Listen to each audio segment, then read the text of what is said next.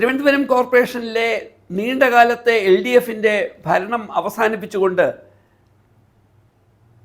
BJP നേതൃത്വം കൊടുക്കുന്ന corporation ഭരണം ആരംഭിക്കുമ്പോൾ തന്നെ ഒട്ടേറെ മാധ്യമ വാർത്തകൾ പല തെറ്റിദ്ധാരണകളും പരത്താൻ ശ്രമിക്കുന്നുണ്ട്.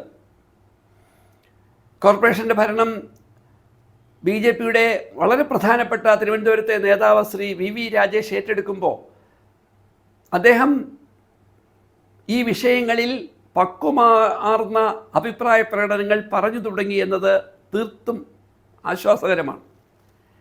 കാര്യങ്ങളെ കാര്യഗൗരവമായി മനസ്സിലാക്കി പ്രതികരിക്കാൻ അദ്ദേഹം നടത്തുന്ന ശ്രമങ്ങൾ തീർച്ചയായും BJPക്കാരൻ എന്നതിനുപരി ഒരു നല്ല മേയറായി അദ്ദേഹത്തിന് ഇവിടെ ചിലത് ചെയ്യാൻ കഴിയുമെന്നൊരു ധാരണ ജനങ്ങളുടെ ഇടയിൽ പരത്താൻ കഴിയുന്നുണ്ട്.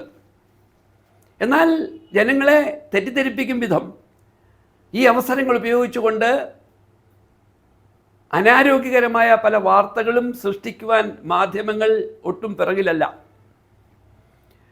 ശ്രീ VV രാജേഷ് കോർപ്പറേഷൻ മേയറായി തിരഞ്ഞെടുത്തതിന് ശേഷം ജനങ്ങൾക്ക് ഏറെ ആകർഷകമായി തോന്നിയ ഒരു പ്രഖ്യാപനം നഗരങ്ങളിൽ കേന്ദ്ര സർക്കാരിൻ്റെ, പ്രത്യേകിച്ച് കേന്ദ്ര സർക്കാരിൻ്റെ ministry of housing and urban അഫയേഴ്സിൻ്റെ ഭാഗമായി PM-E ബസ് സേവ എന്ന പദ്ധതിക്ക് വേണ്ടി കേന്ദ്ര സർക്കാർ രാജ്യത്തെ നഗരങ്ങൾക്ക് അനുവദിച്ചിട്ടുള്ള 10,000-ഓളം ബസ്സുകളിൽ കേരളത്തിലെ തിരുവനന്തപുരം, കൊച്ചി, കോഴിക്കോട്, കണ്ണൂർ മാത്രമല്ല കായംകുളം പോലെയുള്ള നഗരങ്ങളെ കൂടി ലക്ഷ്യം വെച്ചുകൊണ്ട് കുറേ അധികം ഇലക്ട്രിക് ബസ്സുകൾ കേരളത്തിന് ലഭിക്കുകയുണ്ടായി.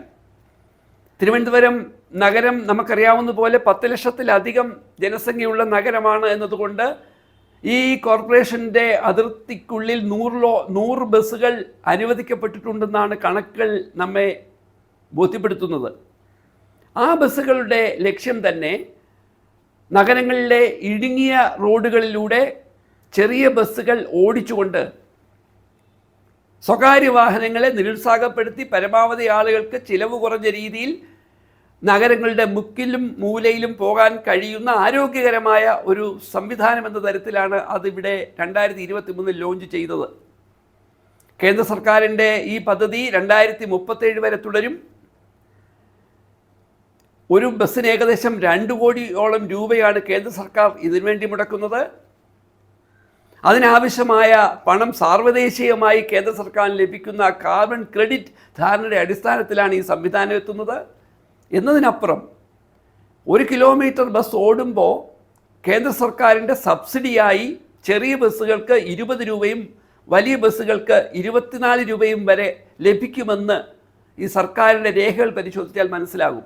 അങ്ങനെയുള്ളപ്പോൾ ആ ബസ്സുകളിൽ ചിലത് KSRTCയുടെ താൽപ്പര്യപ്രകാരം KSRTCയുടെ മന്ത്രി നിർദ്ദേശിച്ചതിൻ്റെ അടിസ്ഥാനത്തിൽ നഗരത്തിന് ഏറെ ദൂരം പുറത്തേക്ക് സർവീസ് നടത്തുന്നത് അനാരോഗ്യകരമാണ് എന്നും ആ ബസ്സുകൾ തിരുവനന്തപുരം നഗരത്തെ നേരിട്ട് ബന്ധിപ്പിക്കുന്ന ഇടങ്ങളിൽ സർവീസ് നടത്തണമെന്നും അത് പരിശോധിക്കണമെന്നും ശ്രീ VV രാജേഷ് പറയുമ്പോൾ തിരുവനന്തപുരം കോർപ്പറേഷൻ്റെ യാത്രാ പ്രശ്നങ്ങൾക്ക് കുറച്ചുകൂടി ക്രിയാത്മകമായ പരിഹാരം കാണാൻ അദ്ദേഹം നടത്തുന്ന ശ്രമത്തെ നമുക്ക് പൂർണ്ണമായും പിന്തുണയ്ക്കണം.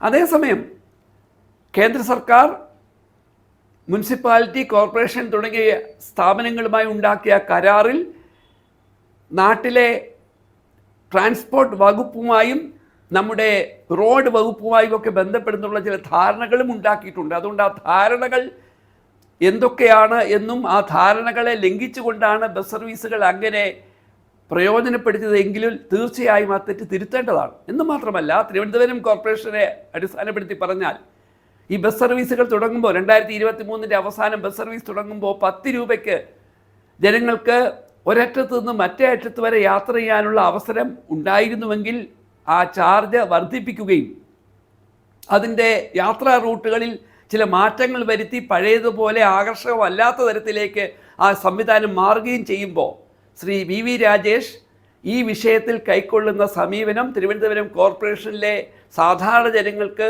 അവരുടെ യാത്രാ പ്രശ്നം ഒരു പരിധിവരെ പരിഹരിക്കാനും അവരുടെ യാത്രാ ചെലവ് കുറയ്ക്കാനും കഴിയും. ഇത്തരം നീക്കങ്ങളെ രാഷ്ട്രീയ പക്ഷപാതത്തിന് അതീതമായി അംഗീകരിക്കുവാൻ പൊതുസമൂഹം മുന്നോട്ട് വരും. ഞങ്ങൾ ഇത്തരം തീരുമാനങ്ങൾ വി രാജേഷിനോടൊപ്പം ഉണ്ടാകും എന്നുകൂടി അറിയിക്കുന്നു.